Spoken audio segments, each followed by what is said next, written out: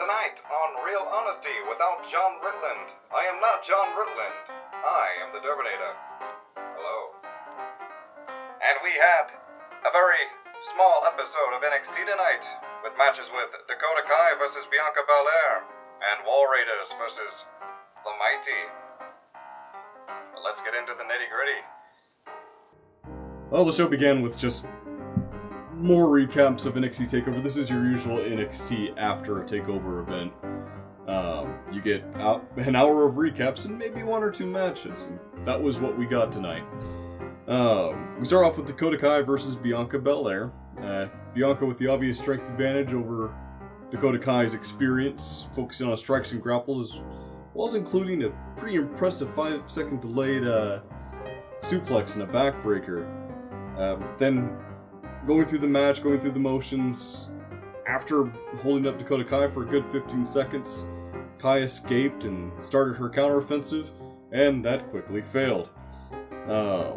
Belair took down Dakota Kai with a very scary move, slamming Dakota Kai onto her face onto the mat. She went face first.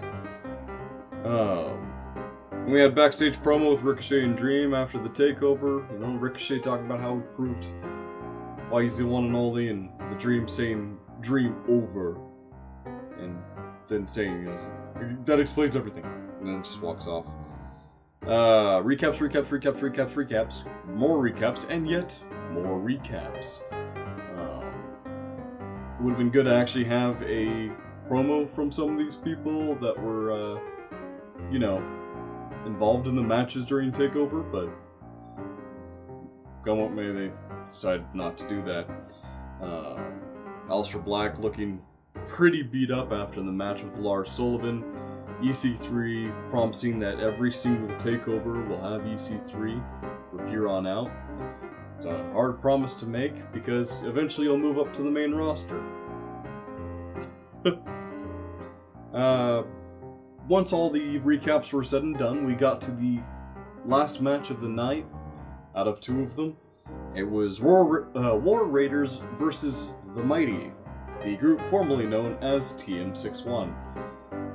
Thor and Miller got in a cheap shot at the very beginning of it, and that was, before the match, and ref turned around to see if the War Raiders were ready for it, and I believe it was Ro who was just yelling, "Ring the bell!" To which my dad thought he was saying jingle bells, which would have been hilarious.